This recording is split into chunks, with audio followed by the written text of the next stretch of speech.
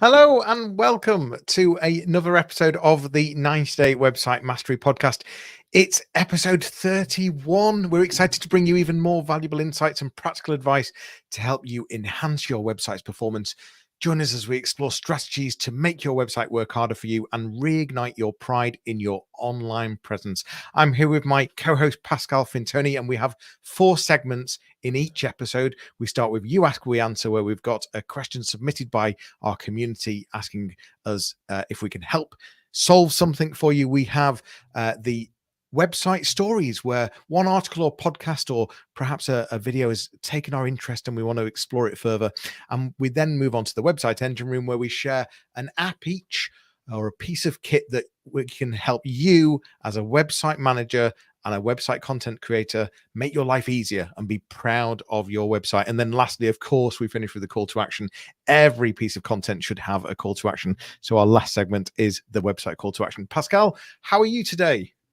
I'm very good. Listen, I've gone through the show notes, and this is going to be another one that's packed full with suggestions, advice, and hints.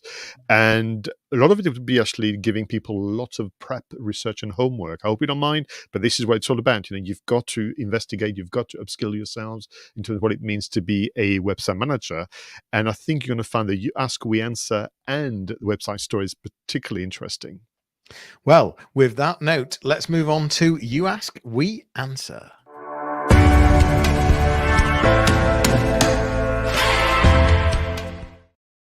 Now, this is a question that I spotted online. I'm going to say from memory LinkedIn, but I could be wrong.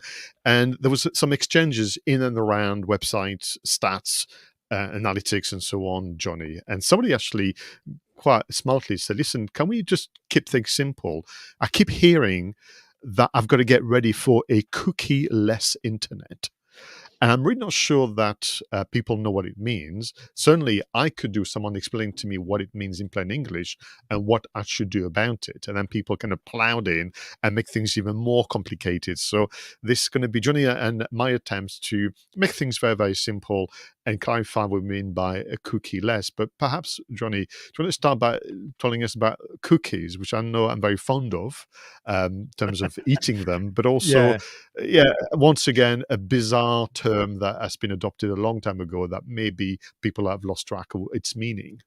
Chocolate chip ones are probably my favorite.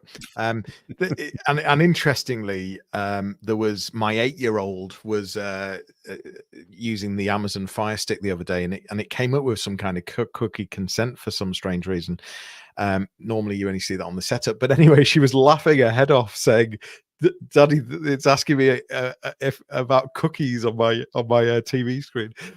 So there we go. But you're right. So cookies, in the terms of websites and digital, they are small text files that sit on your device and help website owners, help analytics, help advertisers track what you're doing, and also are used for being able to, perhaps you've logged into something, that cookie enables you to stay logged in on that device. So that they can be extremely helpful, but they can really go into your privacy, and they're certainly used for tracking what's going on. But there's big changes, and probably Apple were way ahead of this, stopping third-party cookies a long time ago. So the likes of Facebook advertising, Instagram advertising would use the cookie to be able to remarket to you, to be able to track what you're doing, to be able to track which websites you're going to, and that would help Meta decide how to advertise and who to advertise to. But the likes of Apple stopped that third-party tracking quite a while ago, and are limiting first-party tracking. So I'm conscious I don't want to go too detailed, Pascal, so to help bring me back, but yeah, in answer to the initial question, what are cookies, I guess I've given some answer there. So that means that the expression "a cookie-less world or internet" is not true, because you're still going to have your own cookies. So as a website manager and owner, you're going to have the ability to make life easier for yourself and your visitors. I thought it was important. Thank you, Jonny, that you reminded us that we get benefits from visiting website more than once. We don't have to necessarily re-enter our our details again, or we can see the pages that we visited being recommended and so on. So the issue is more, the issue actually, what I welcome is a more private way in which you can use web browsers and visit the internet. So the kind of reaction, the up in arms kind of reaction, comes from, I would say, perhaps less ethical marketers to begin with, I would argue, but also, yeah, well, nothing can last forever. I agree to a point that Google is playing a clever game as well, saying, well, we're going to stop all of you but ourselves tracking things and so on. So yeah, we're going to have that kind of things. But for me, it also brings back this idea of, if you really want to have data and intelligence about your customers, current and future, you're going to have to use different methods.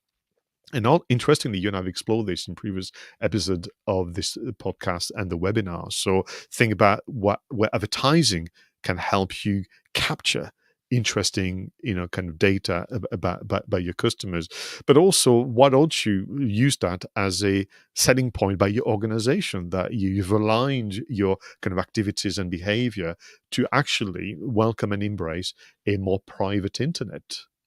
Yeah, for sure. It is about privacy. It is absolutely about privacy. But the likes of Google, of course, have us using Google Chrome. And so they are not worried as much about a cookieless internet, because they have so many people, such a high percentage using Google Chrome, that they can still access a lot of data that they want to access anyway. But the likes, I guess the bigger issue from my point of view, as a small business owner working with many small to medium businesses, I think the bigger issue is the likes of Meta. So the likes of advertising and the likes of analytics even as well. So if you're using Google Analytics, then there's a lot of ways that Google's combating this. But it's about making sure that, let's take Google Analytics first. So it's about making sure that you set up as many event tracking things that you can put in place as possible. So helping Google understand what happens when someone clicks a button. Are you wanting people to watch a video? What do you want people to do? And have you used, for example, Google Tag Manager to tag the entire website so that Google can fully understand what you're wanting people to do, and are they doing these things?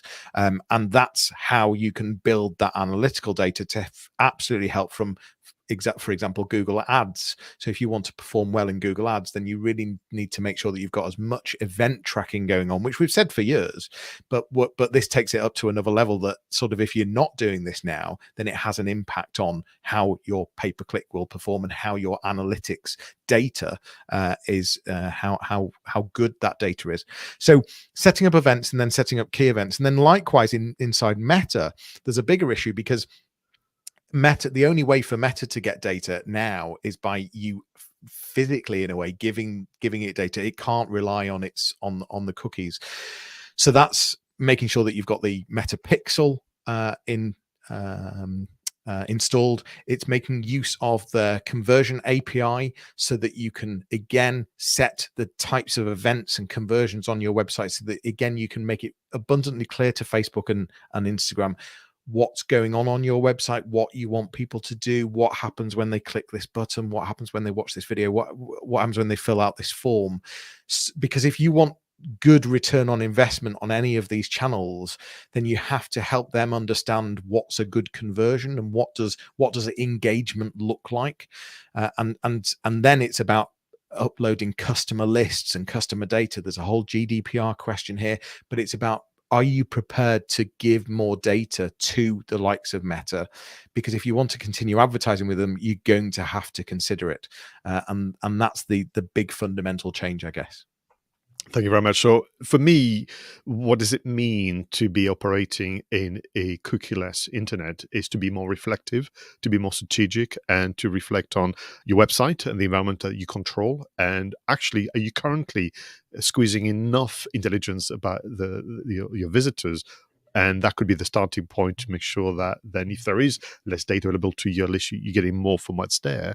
Then think about the kind of off-site interactions and what do you want from there. So you can break it down, pen and paper, whiteboard moment, and then this would give you the kind of framework for a conversation that you can have with your web developers, with the advertisers. You can send questions to Jonny and I, and we can take it from there. But for me, that's kind of the reaction is we're going to slow things down and be more reflective. And just closing on that segment with a bit of trivia. If ever you want to explain to somebody, where the cookies came from, apart from my favorite kind of biscuit manufacturer, according to a historian, this was invented in 1994 by an engineer working on Netscape, one of the early web browsers.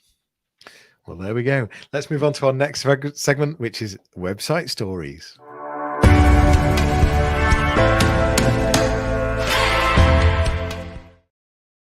Now, this is going to be a very interesting selection. We're not going to have time to go through all of it in one go. And as I mentioned in the introduction, this is going to be your prep one, your research. But this was mentioned about a week ago, Jonny, in the green room, this idea of the news that Google Search API documents had been leaked to actually someone that we're very fond of, who's been a voice of reason in the world of SEO and content marketing, Rand Fishkin, currently working at SparkToro. So Rand Fishkin seemingly has received from an anonymous source thousands of leaked documents for the Google Search API, and he wrote an article about it, which is the selection for today.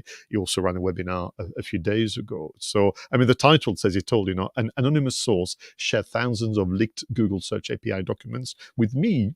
Everyone in SEO should see them. So what is interesting, back to his own values and the way he's been operated forever, he's not keeping it to himself, is sharing it with everybody else. Now, the article and the other kind of commentaries talk about this idea of the confirmation by, that what we thought was happening mechanically and intuitively is indeed the case, that the algorithm is very complex, that there's about interconnection between different models. But what I thought was very, very interesting from the article and the early reaction, I mean, obviously at the time of publishing the article, Rand Fishkin and his colleagues had not had time to go through the entirety of the leaked document, with this idea of two things. The behavior on site seems to have an impact on your ranking on search engine results, primarily Google. So what people do and what they click and how long they stay and so on is something that is clearly having a massive influence. And we cannot gather that ourselves, but it's nice to have the confirmation. Clearly a bias towards Chrome browsers, which is probably not helpful as information. Links being important, both internal links and external links. And this idea of, at a granular level, page title, which is something that you have claimed for many, many years, Jonny, that they're very, very important. And of course, this idea of making sure that content suggests authority, both in terms of the individuals in the business, but also at a site level. And I'm literally scanning through a summary statement, which is a lot busier than I have time to go through this. So I suppose for me, it's asking your reaction about the leaked document. Can they be trusted to begin with? But also, Rand's generosity for sharing that information with everybody else. And also this idea of actually, once you settle and calm down from the, would you say, exciting news, it kind of confirms what we knew already. Yeah, and that's where I sit with this. That there's actually nothing new, I don't think, in here. And certainly, if you were, as an SEO expert, to make assumptions on certain things, those assumptions are right. So all it's doing is backing up what we already believed and what we already knew and what we've already been saying for a long time. What I do like about it is it does clarify some of these things, and it's sort of it's a data point to be able to turn around to people and say, well, actually, look, I've been saying this for a while, and look, this is the case. So that whole thing of dwell time on a website, and how the user interacts and how they scroll and how long do they spend and how many pages do they look at and how many buttons do they click, all of that of course send signals. Why does Google Analytics have a free Google Analytics product? It wants to know what's going on your website. It wants to have the keys to your shop to fully understand what's going on. Well, why would it want that in the first place? Well, it wants it to start deciding who to rank where. So who's more engaging than others. So for me, it was nothing too obvious, but I think it reinforces that this is about helpful, resourceful content. It reinforces that yes, SEO titles are still important. It reinforces that links are still important, really important. It's their way of understanding trust. So yeah, there's it's a good check sheet in terms of, are we doing these things? In terms of, is there anything new? Well, probably for a lot of small businesses out there, yes, but that's purely because they haven't really caught up in the times of search engine optimization. So it's a handy document. But it reinforces what we should be doing in the first place. And so my recommendation, Jonny, is you and I are going to spend time looking at this and enjoy, some of the very detailed kind of insights. But be patient. If SEO and digital marketing is not your central occupation, wait, the market will work it out and give you the highlights and the things that you need to know. But I thought it was important to kind of capture it early. Once again, to thank Rand Fishkin for his generosity. But also, may I just say, Jonny, that it's quite reassuring that it means that you and I have been talking a lot of sense for many years. I would agree, Pascal. We already knew that. But it's nice to have that validation. Absolutely. And on that, we will move to our next segment, which is the website engine room.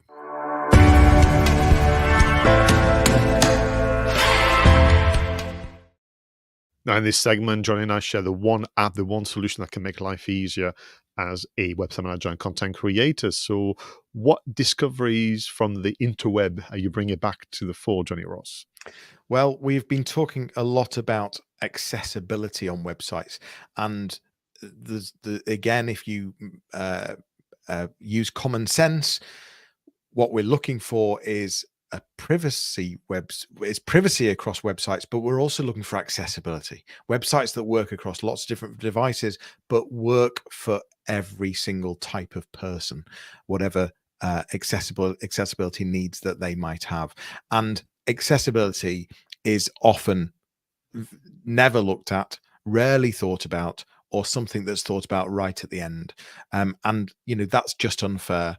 And at the same time, it's now becoming a large ranking factor. And also understanding that there's an audience out there that actually have a lot of money to spend, but if they can't access your website, they can't spend it.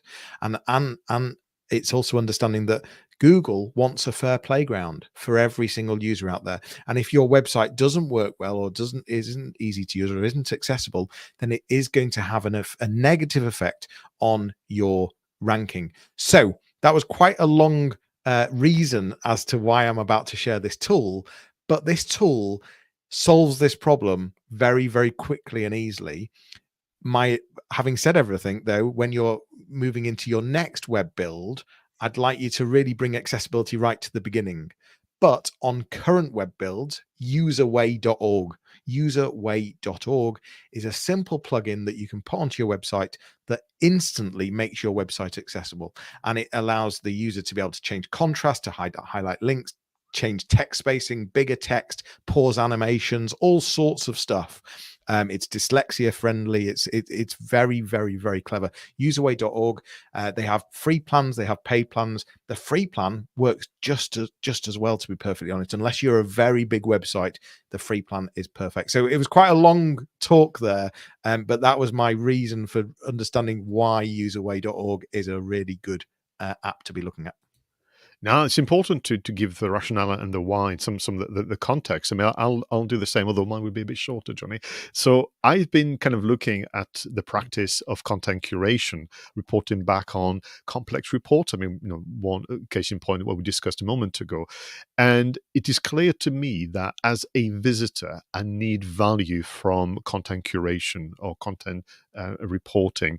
So I came across this great app that challenges your kind of thinking when it comes to, if you want to be seen to be discussing, summarizing, exploring a report, typically in a PDF format online, then you've got to go about it in a way that is meaningful, helpful.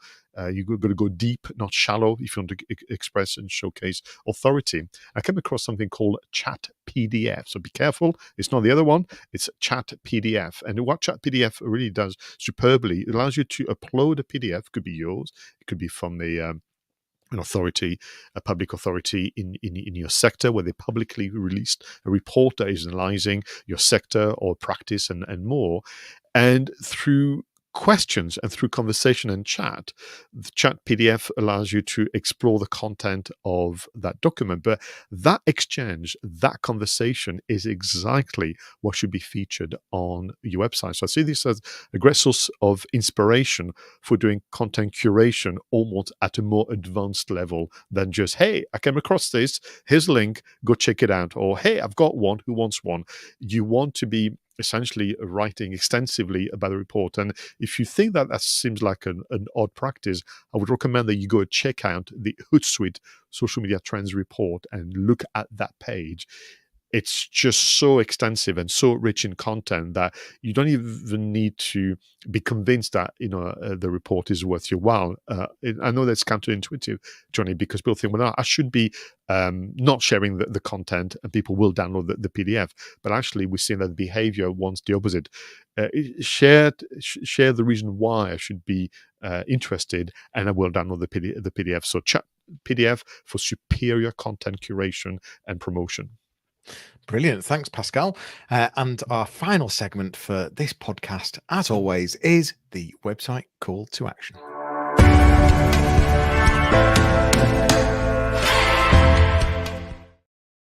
Everyone be ready for the one change or one adjustment that is going to make life so much easier and make your website work harder for you.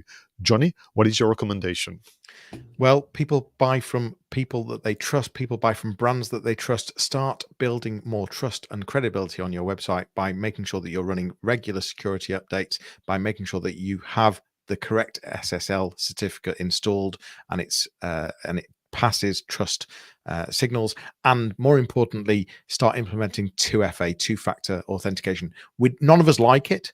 We don't like that whole thing where we've got to get an auth app or the text message, but actually people are now expecting it, and they're slightly concerned in some way if you don't have it. So it's about building trust. How can you build trust? Regular security updates, two-factor authentication, and making sure your SSL certificates are installed correctly. What's your website call to action this podcast? Oh, this is very simple, because this is an exercise that I did only 2 days ago.